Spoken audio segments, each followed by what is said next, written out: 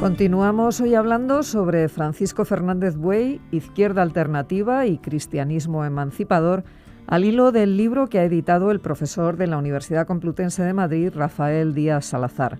El profesor Díaz Salazar nos acompaña hoy de nuevo en Sin Distancias y también lo hace Antonio García Santesmases, que es catedrático de Filosofía Política en la UNED.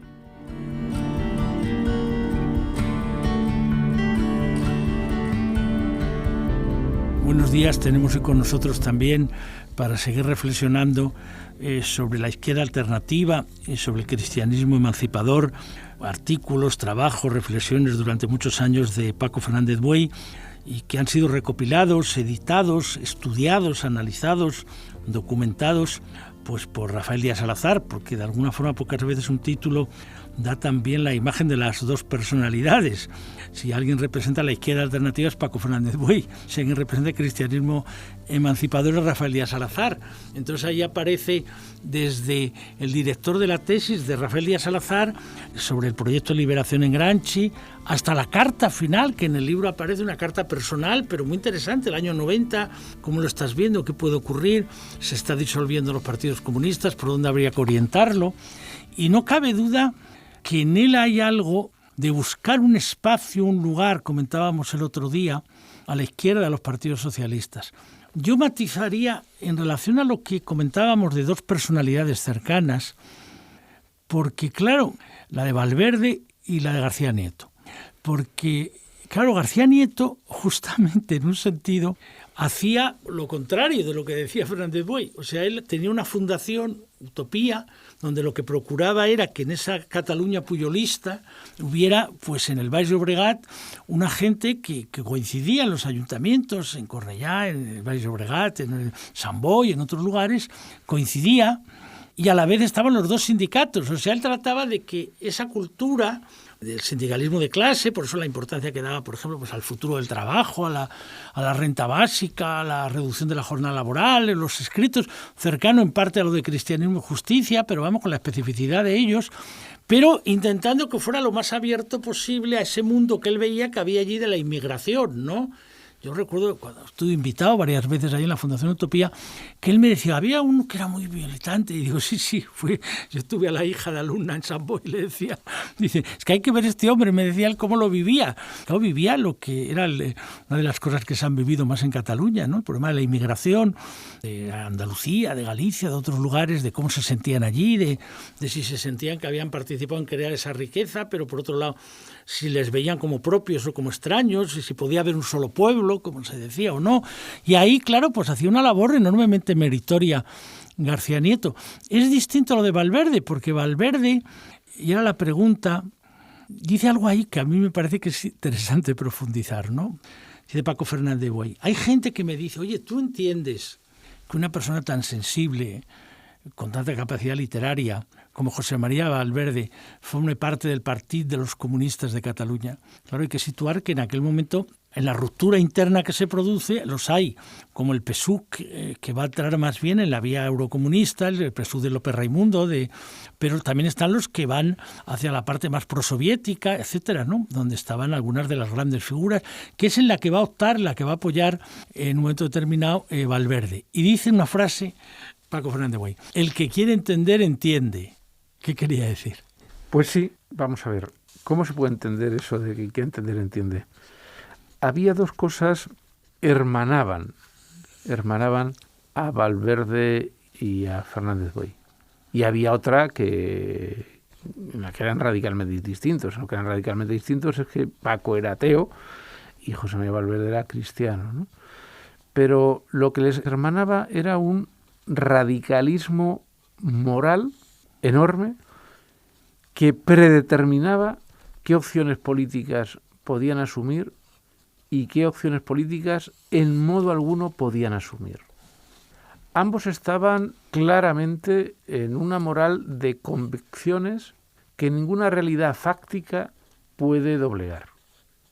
Y claro, desde una perspectiva de radicalismo moral, en que se concibe, como lo concebía Fernández Buey, que la política es la ética de lo colectivo, esto es fundamental. Esto es muy importante. Y esto es objeto de debate filosófico y politológico, ¿no? Pero esta es la definición que permanentemente Fernández Buey dice que es la política, la ética de lo colectivo. Si tú pones que la política no es otra cosa que la realización de máximos morales, no de mínimos morales, sino de una moral de máximos, tienes una afinidad electiva con aquellas organizaciones que tengan una práctica, un objetivo de una transformación radical de la política y de la economía, que estén en consonancia con ese radicalismo moral sin el cual la política no tiene sentido. Y esto explica dos cosas. ¿Por qué Valverde opta por un comunismo, por así decirlo, comunismo? Primero, porque lo que llamabas tú del eurocomunismo, lo que luego se convierte Izquierda Unida y Alternativa en Cataluña, digamos ya Iniciativa per Catalunya, eso no es otra cosa, no estoy diciéndolo yo, lo dicen ellos, ¿no?, que una socialdemocracia hasta de derechas. Y entonces, bueno, para gestionar el capitalismo y arrancarle un poquito de justicia, pues ellos allí no se ven ni política ni moralmente, a nivel catalán y a nivel nacional, ¿no? Él también se distanció bastante del Partido Comunista, de hecho no volvió a ingresar en el Partido Comunista. Lo que sí acudió fue como independiente a la Asamblea Fundacional de Izquierda Unida, pero es una cosa ya distinta. Y por otro lado, Valverde no solo opta por la formación política que él considera más radical en Cataluña, sino que en un momento en que geopolíticamente se había muerto el experimento soviético en la URSS y en los países del este de Europa, él vaticina que esa vía del comunismo o del socialismo realmente existente, o como se quiera llamar, hacia el capitalismo salvaje, va a empobrecer a las masas de población más que el comunismo. Es decir, que para él la salida hubiera sido un comunismo que hubiera aprendido de todos sus errores, que eran inmensos, pero que hubiera iniciado otra etapa revolucionaria, ¿no?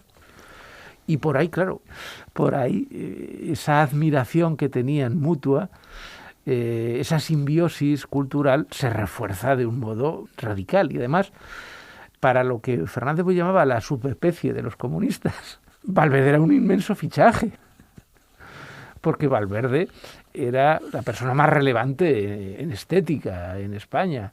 Era el traductor de las grandes obras de la literatura del siglo XX, nada menos que del Ulises de Joyce, ¿no? Era un hombre que se había ido al exilio sin necesidad, es decir, porque se había solidarizado y con una familia extensa, ¿no? Entonces, claro, tenía una carga simbólica muy importante. Y sobre todo porque había, y con esto acabo, había algo que les unía muy profundamente, que era el tema de las luchas en América Latina, especialmente en Centroamérica.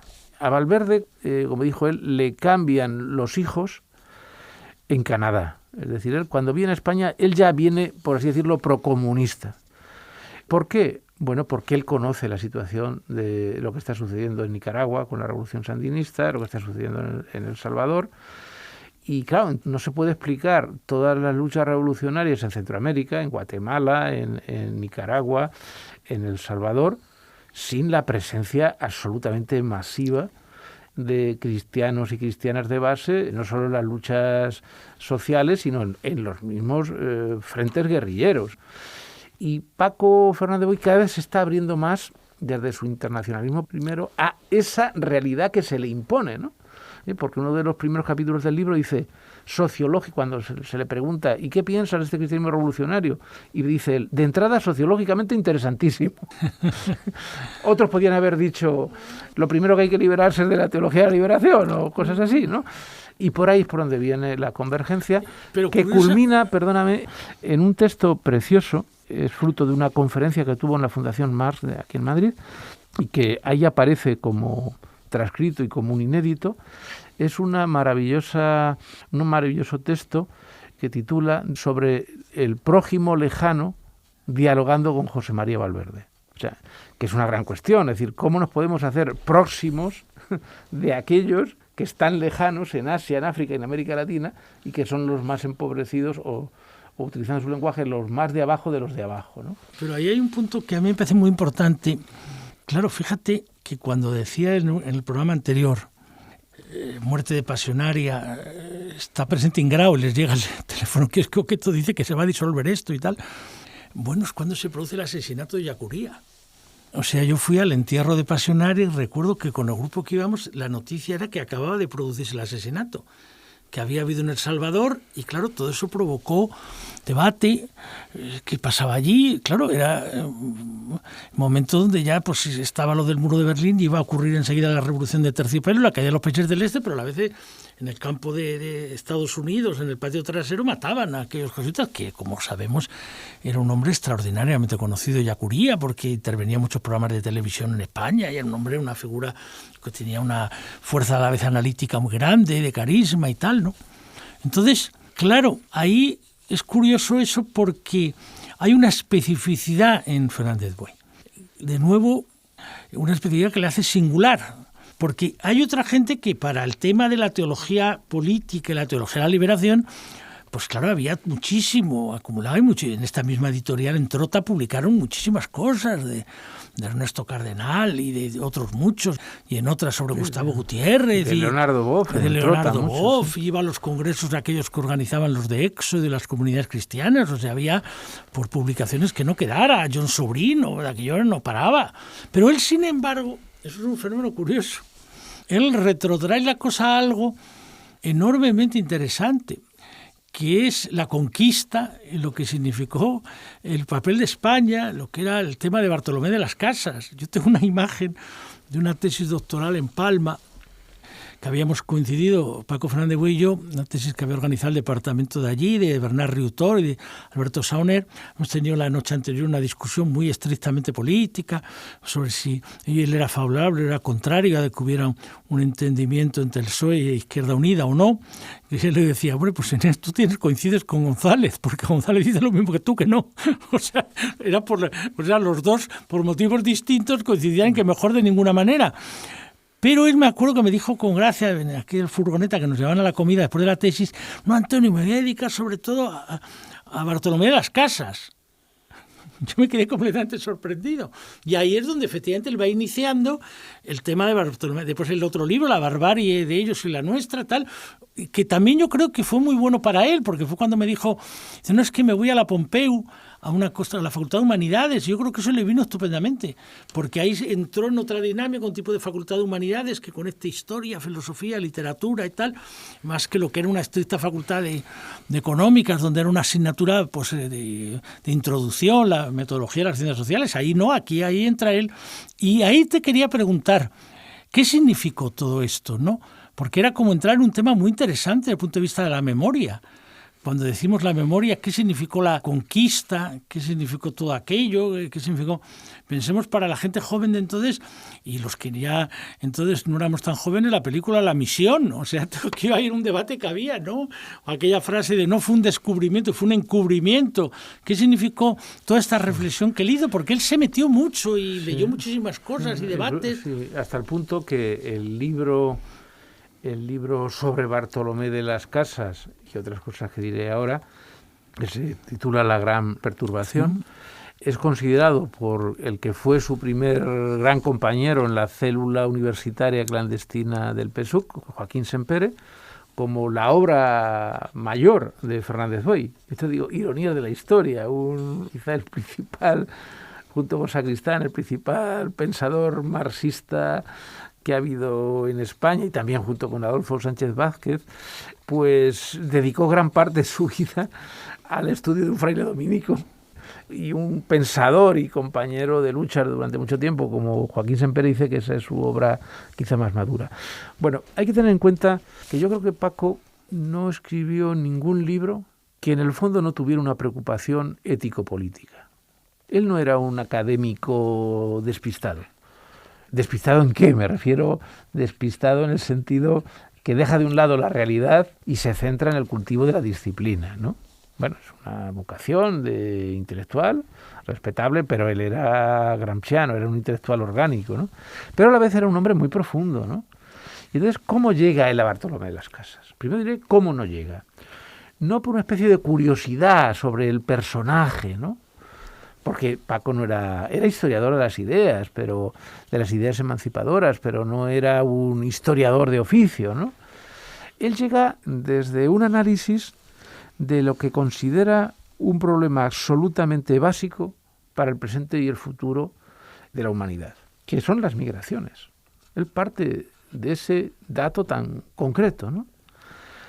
Y se da cuenta que las migraciones están generando nuevas formas de imperialismo, pero nuevas formas también de xenofobia y de racismo.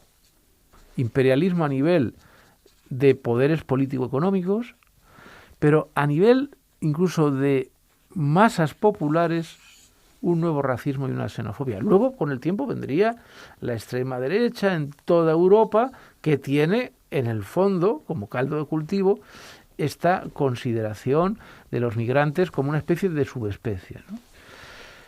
Él se adentra, para pensar eso, en la historia de la filosofía y descubre que la filosofía ilustrada no le vale para su pensamiento sobre una teoría de la interculturalidad. De hecho, él tuvo en la Pompeu Fabra una cátedra UNESCO de estudios interculturales, ¿no? Y dedicó muchas energías a pensar la interculturalidad. ¿Por qué? Porque, y en eso es fantástico, ¿no? Y aparece también en un capítulo del libro, porque él acusa, basándose en textos, era un hombre muy riguroso, que el siglo de la Ilustración es el siglo del esclavismo. Yo en mi introducción digo ilustrados pero ciegos. ¿Ciegos a qué? Ciegos a lo que sucedía fuera de Europa. Entonces él se adentra en la búsqueda de si hay fundamentos filosóficos, teóricos, para anclar, para echar raíces utilizando el lenguaje de Simone Weil, que como sabes es otra parte a la que se dedica el libro, ¿no? Sus escritos sobre Simone Weil. ¿Dónde encontrarlo? Y él dice, encuentro la variante latina para una filosofía de la tolerancia, distinta a la de Voltaire, por ejemplo, y los enciclopedistas, y otros que vinieron después. Lo encuentra en Bartolomé de las Casas. Pero claro, a él lo que le fascina es todo pensador que a la vez sea activista. Eso es lo que le fascina. Los pensadores que solo piensan le interesan, pero no le fascinan. Le interesa Gramsci porque es un gran pensador, pero es un gran activista. Le interesa muchísimo y le fascina Bartolomé de las Casas porque ante todo es un activista, es un precursor del antiimperialismo y a la vez es un erasmista, es un filósofo de la emancipación, ¿no? Y él se adentra en ese mundo fascinante.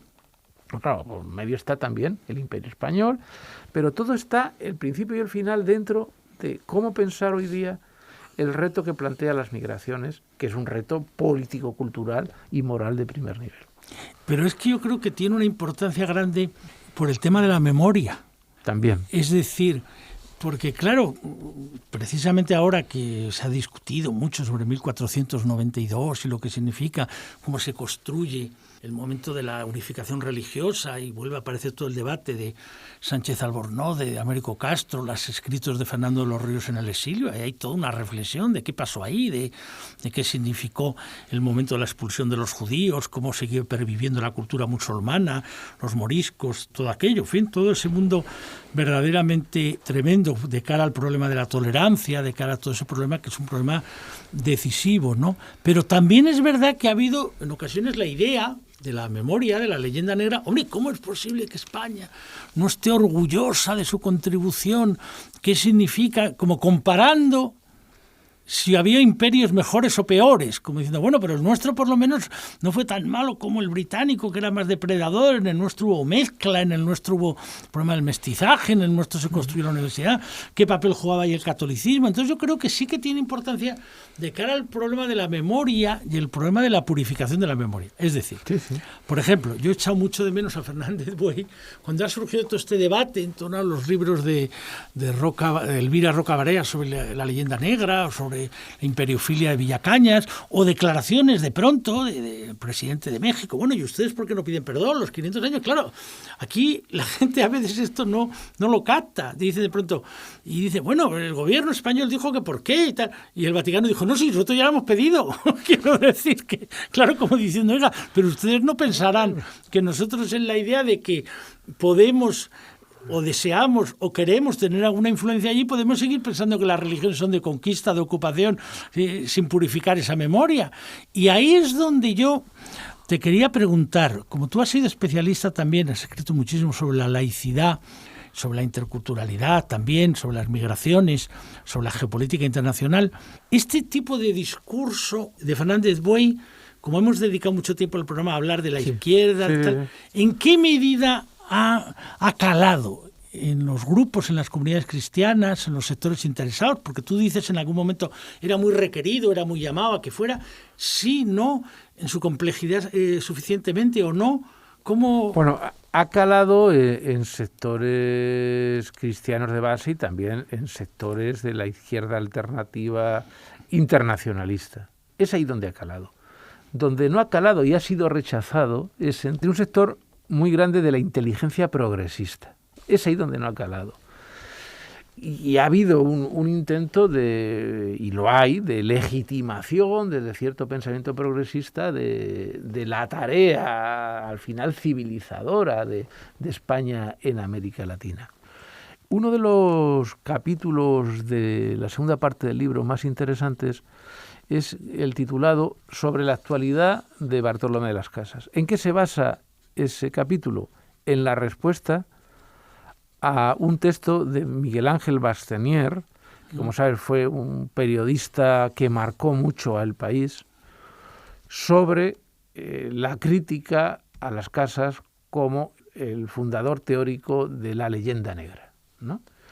Y ahí Fernández Buey recoge las tesis de fondo, que no son las tesis de Bastenier. Bastenier era un periodista bastante ilustrado, pero tampoco era, no tiene por qué serlo, ¿no? Un especialista en historia o en filosofía, pero reflejaba muy bien esa corriente, digamos, de progresismo sobre el papel de España en América Latina. Y él va desmontando, no lo puedo resumir ahora, una a una las tesis de esa inteligencia que defiende el papel civilizador de España en América Latina. Claro, Fernández Buey, para estos y otros asuntos, era un intelectual muy molesto. Se le despreciaba diciendo, cuando ha desaparecido el comunismo se sigue diciendo comunista, y cuando ha desaparecido el marxismo se sigue llamando marxista, y cuando ha desaparecido el Partido Comunista de Italia se sigue llamando gramsciano, ¿no? O sea, era un ser extemporáneo y acontemporáneo, que eran dos cosas que le encantaban. Ser extemporáneo y acontemporáneo. Porque era un hombre muy profundo. O sea, es que el debate intelectual en España yo creo que cada vez tiene menos profundidad. Y sobre todo, personas, como es tu caso, que habéis cultivado mucho la historia. Eso es muy importante. Hay pocos filósofos, no digamos ya sociólogos, politólogos, que cultiven algo sin lo cual no puede haber conocimiento, que es de dónde venimos, siguiendo los ciclos de Ferdinand Brodel, los ciclos largos, que evidentemente, ya desde las teorías del sistema mundo, en sociología y ciencia política, de Wallerstein y demás, arrancan en 1492, ahí es donde surge el primer gran imperio, digamos, de la modernidad, hasta nuestros días. Si no se tiene esa visión amplia de siglos, ¿no? Pues no podemos entrar en profundidad en cosas muy concretas, como por ejemplo las migraciones, por ejemplo como el rol de España en América Latina, pero no solo a lo largo de estos siglos, sino en la actualidad, ¿no? Y no digamos ya el desconocimiento de todo lo que supuso pues todo el siglo XIX en España, que si no comprendes el siglo XIX español no puedes comprender nada de ahora, no digamos ya la Segunda República. Claro, yo sufro mucho como profesor universitario de esta falta de cultivo de la memoria histórica en unos ciclos grandes. Para mí la historia debería ser una de las asignaturas básicas de la enseñanza secundaria, absolutamente básicas. Y mantener la memoria es siempre muy enojoso para quienes mandan, para el poder. Bueno, pues recomendamos vivamente este libro de Paco Fernández Buey sobre izquierda alternativa y cristianismo emancipador, en la edición cuidada, en la edición apasionada, rigurosa también, de Rafa Díaz Salazar en Editorial Trota, porque sí que es cierto, quería yo decir para terminar, que es un autor que ha sido muy publicado. Sí. O sea, siempre me acuerdo una vez, también en otro curso de verano, coincidir con Vázquez Montalbán, ¿no? Y me acuerdo que Vázquez Montalbán, no era la primera vez que nos veíamos así en una cosa, me dijo, saqué lo de los discípulos de Sacristán, y dice, no, lo que me impresiona es lo que escriben, sobre todo Paco Fernández Buey. Sí. Dice, porque Sacristán escribió poco, es verdad que después se recopiló, pero no él ha escrito mucho, y desde la Pompeu hasta que fallece, esos 15 años, un poco más, muchísimo, ¿no? Pero faltaba, es verdad, un volumen que recogiera de una forma tan cuidada y tan apasionada y tan bien construida sus textos sobre izquierda alternativa y sobre cristianismo emancipador, como ha hecho Rafa Díaz Salazar. Le agradecemos mucho que haya estado con nosotros y recomendamos vivamente la lectura del libro. Muchas gracias, Rafael. Muchas gracias a la radio de la UNED, que tanto contribuye para una cultura pública con nivel en este país.